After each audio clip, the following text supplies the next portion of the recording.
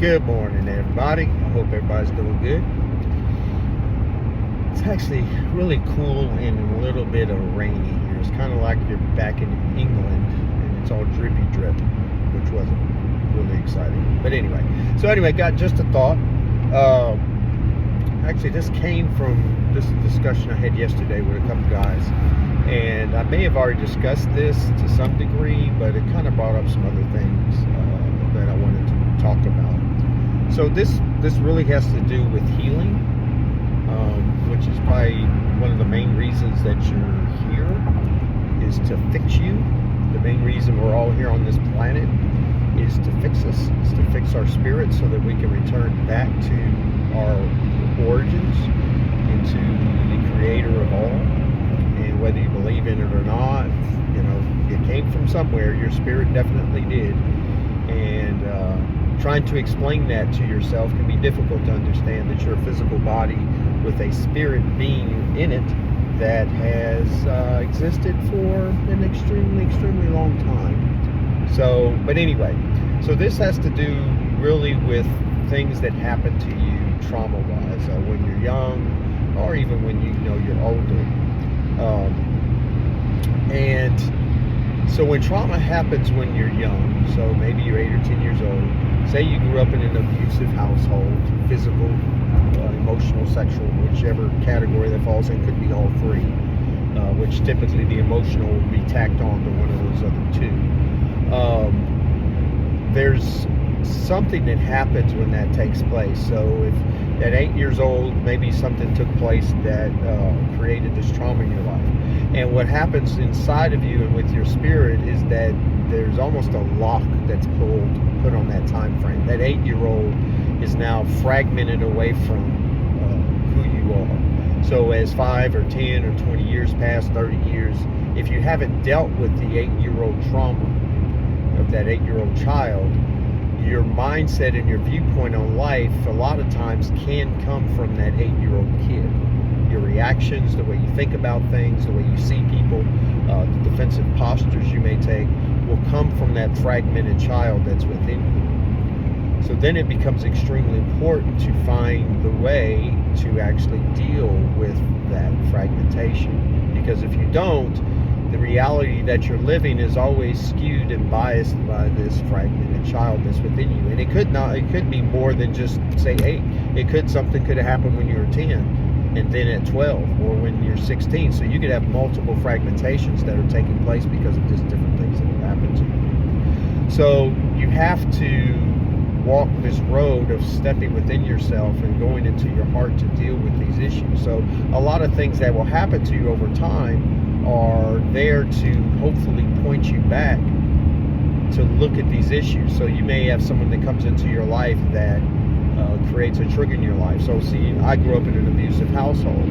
So the noises of the physical abuse that would take place, if I'm downstairs, I'm hearing thumps and slams and somebody getting knocked up against the wall, well, those produce certain sounds. And as I got older, even if I was in my 20s or 30s, if I'd hear an argument or be somewhere and I hear this thump sound, my fight or flight would kick in, and there would be a reaction within my mind and within my gut that would cause fear or panic, because it would take me back to that moment. And I may not see it, but my body recognizes it and reacts to that. And so you can go through your whole life with this constant thing that's taking place because of something that took place, 30 years ago, and you just never ever dealt with it. So you have to step within, and you have to ask the Father to show you and to help you to walk through these. But the biggest part of that is being able to forgive what's taking place. And that's the key to actually being free from that.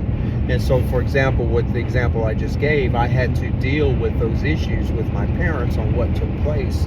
And then I had to be able to go back and forgive my father, forgive my mother, for the things that took place in my life. And once I did that and I completely walked through the process that it took to get there, I literally felt that 8-year-old, or I can't remember, it probably was more like 10-ish, little Kevin that came back into me.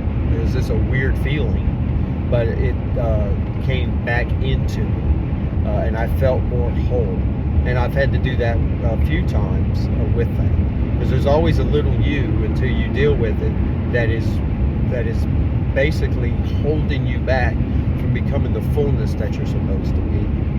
And then the forgiveness part of it is very, very crucial. And I know I've talked about this before, but it's very crucial that you walk down the road of forgiveness, because without forgiving people for the things that they've done to you, you are imprisoned in them, in that emotional, situational thing that took place. And so wherever you see them, or you hear their name, or somebody's name that sounds like their name, whatever it is, or a certain smell, or a certain sight, whatever it is that's part of that trauma incident, you will always have a reaction to it because you haven't forgiven them. And so they're trapped. You're trapped with them, even if they're not physically around anymore. You're trapped with them in that feeling and that emotional state, which once again robs you of life. It robs you of the truth of who you are. So you have to be able to go back and forgive. And the thing is, and this, even if you may not want this for the other person, when you forgive them karmatically, now karma and the Father can actually now deal with them solely. Alone, he can deal with them on their issues. So now things will start to take place in their life that is going to hopefully create a situation that causes them to correct their actions that were part of what took place with you. So then eventually, hopefully, they can return back to who they're supposed to be. Because, see, trauma produces trauma. So if you were traumatized as a child, you most likely are going to cause trauma with your children. Because if you're not healed, you're going to create situations in their lives that's going to require them to be healed.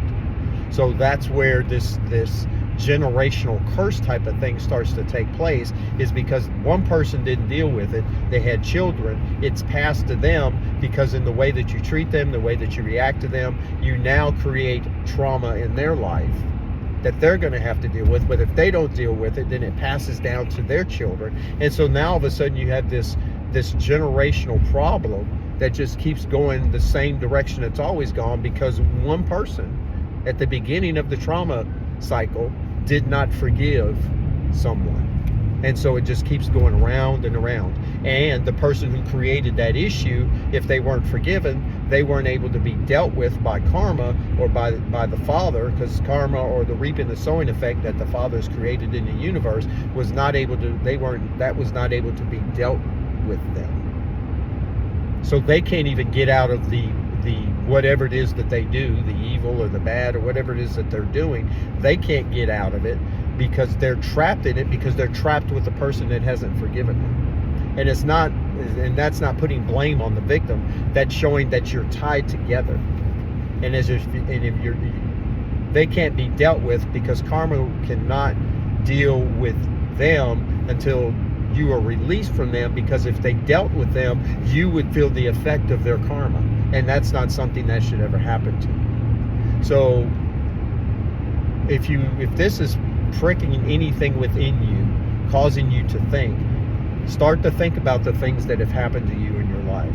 Ask the question out loud or in your heart, whatever that thing's that's happening to pop up right now, because everyone has hurt, everyone has problems. Even when I was talking to the guys I were talking to yesterday, I could see in their eyes and in their heart the things I was talking about, they related to it, because an incident popped up in their mind and in their heart, and you could see wincing that took place because there were still issues that they haven't dealt with. But when you deal with those issues, freedom is literally just waiting right around the corner from you.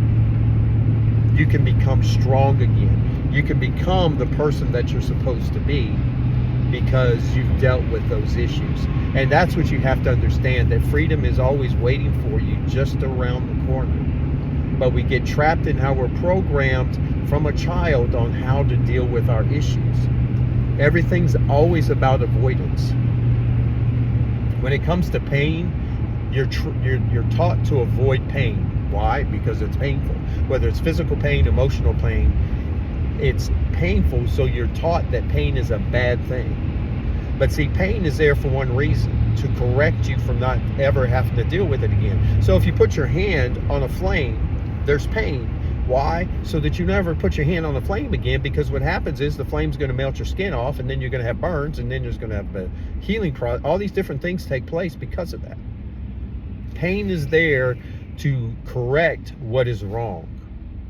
So if you have pain in your life from a situation, that pain is there to show you that there's something that needs to take place so that you never suffer that pain again.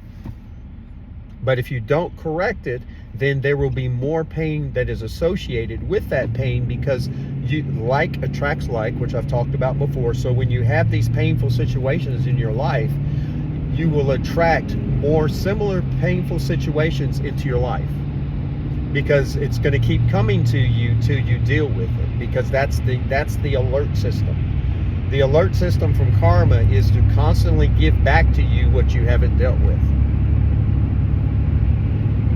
Do you hear that?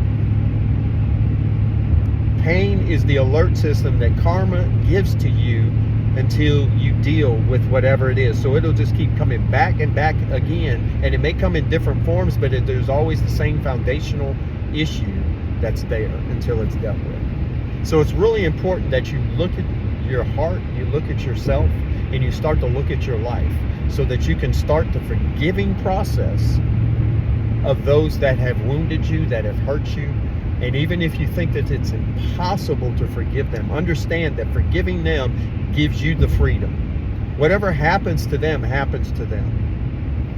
Because once again, karma can now deal with them. The Father can now deal with them once they're released and not part of you anymore. And that's really, really important. So you should want that. You should want to where you are not tied to anyone for any particular reason, especially karmatically. You don't want ties to anyone for that. So getting and forgiving people is crucial. That's why Jesus said that you have to forgive. If you don't forgive, you won't be forgiven.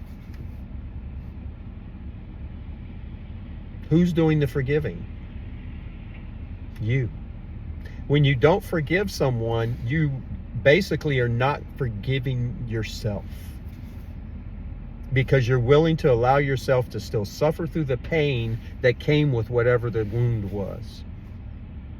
It is a direct reflection back to you. When someone wounds you and you don't forgive them, you're not forgiving them, but now you're causing harm to yourself by not forgiving them. So therefore, you're not even forgiving yourself for the wounds that you're causing yourself by not forgiving them. Kind of messed up, but that's how it works. So please, I hope that this resonates with someone. I hope that you're hearing what I'm saying. But there's freedom, I'm telling you. Ask the Father to help you to forgive, because certain things you're going to encounter, you're not going to be able to do it on your own, and you're going to need all the strength that's within you, which comes from Christ that resides in everyone, that resides within you, to forgive them, so that you can be free, so that you can know the truth of who you are. So each step that you take gets you closer and closer and closer to home, gets you closer and closer to who you truly are. Sorry about the wiggle wiggle. My phone holder likes to do the little jig when they're turning corners. But I'm hoping you're hearing what I'm saying, because it's life-changing. Literally, it's changing your life to where you now can know the truth of who you are and have peace and have grace and mercy be part of your life on a regular basis. And that's what you're looking for. So I think that's it. I hope you guys have a blessed and amazing day. I hope you find yourself. I hope you're looking. I mean, I know I do several of these videos, but the whole point of them is to point you back to yourself, where Christ and the Father resides within you, where the truth is always waiting to be discovered, where keys are always being presented to you in your life to open doors that need to be dealt with and that need to be healed. Because we're very complicated individuals. Our pain and our trauma is like an onion that constantly has to be peeled till there's no onion anymore. But most of the time, we may take off a few layers over time. But the whole point is to get rid of the onion. You don't want the onion at all. You don't want any of those layers, because once those layers are completely removed, then the truth of who you are and what your heart truly is will be revealed. And then it becomes an amazing life, because now you can be true to who you are to other people. You can be at peace no matter how chaotic the other people are being around you. You can live in joy even if there's terror and chaos surrounding you, because your heart is settled. Nothing's triggering you anymore. You're not reacting to other people's incidences or other people's actions or other people's projections towards you, because you have nothing in you to react to. There's nothing there that you're going to react to, because it's not within you. You only react to the things around you because it's within you. So when you get really happy and you feel love from, say, you see, I don't know, some cute puppy, or you see old people hold hands and kiss, whatever that is, that welling up that you get, that's because that's within you. That love that you feel, that you're seeing from them, that's a reflection of the love that's within you. Otherwise, you wouldn't be able to react to it. So when you feel joy and happiness from seeing this and seeing that, that's because you recognize it. Therefore, it's part of you, which is a wonderful thing. It's not just bad, the reflections that you're seeing. It's also the good. So take note of that. The next time that something wonderful happens and you feel all whatever about it and you feel amazing and everything else, look at it and go, wow, I feel that way because that's part of me. That's what's within me. And imagine if your whole life was based off of the fact that no matter what took place, you would have this peace and this joy, that the reflection coming back to you would always be the peace and the joy, because it's so deeply seated within you. But if you have anger, depression, any of the negative emotions, quote unquote, negative emotions that go, or energies that go with life, if you have any of those things constantly popping up in your life, then you have to always come back to you and look, because it's you. You're reacting to what is within you because you recognize it. And I've said this before, the familiarity that you comes from the fact that it's within you. Once it's not within you anymore, it's not that you don't see it, but there's no reaction, because there's nothing to react to. There's nothing in you that can react to that anymore. It's all gone. So now you literally can sit when other people are losing their crap and losing their minds and getting angry and getting frustrated about this and about that. You're sitting back, just, and you just watch, because there's nothing in you that's going to react to that. And you will be the clearest head in the room and the clearest heart in the room. So when everything settles down, hopefully you can, if you're supposed to, because you have to listen, you can hopefully help the situation. And sometimes there's nothing for you to help. Sometimes you just have to walk away. And I've had that several times where I've literally just had to, okay, I'm not supposed to be part of this. This has to play itself out. And I love it, because it's an amazing thing to when you can be in your life and you realize, you know what, I don't have to be part of that. I don't have to contribute to this situation, because karmatically, these two individuals have to deal with their own stuff, and I'm not part of it. As much as I want to help somebody, sometimes the best help I can give you is do nothing at all. Is not to participate in your journey at that moment, because you have things you have to face. And me giving you advice may be the worst thing I could give you, because you're not ready for it. Timing's everything. So to wrap it up, deal with the trauma in your life by looking for the small child that's within you that is hurt. Help that small child to realize that it's okay now. You're safe. You've got this. You can come home. You can come back to me. And that's what I had to do. I literally told little Kevin that, hey, Kevin, it's okay. I've got you now. We're protected. The Father has us. Nothing's going to harm us anymore. No matter what they say, no matter if people ridicule you like they did when you were younger, or made fun of you, or if you were abused, none of that's going to take place anymore. You're safe now. The Father is protecting you, and you are safe. You can come back home. And what a joy that is. What a joy that is. Because there's a part of you that you did not realize that was missing. But it was a part of you that was affecting everything in your life. And then secondly, you have to forgive. And that's part of the healing process. And then once you deal with the trauma of that, then you need to practice forgiveness every time a situation crops up. You have to practice forgiveness. If someone wrongs you, you need to deal with it. First, find out where you are responsible within it. Then you need to confront the person if you are harboring anything towards them, and explain whatever you need to explain. Forgive them, and then move on. If they will not accept your forgiveness, it doesn't matter, because them accepting your forgiveness does not affect you. If you're coming from your heart and truly forgiving someone, you're free. You don't need reciprocation from them. And this is the hard part. You will, in certain situations, you may never get from the other individual, "I'm sorry. I wish I had never done that. If I could do it all over again, I would never do it." You may never get that from a person. And that's okay, because that's not, your forgiveness is not contingent upon their apology.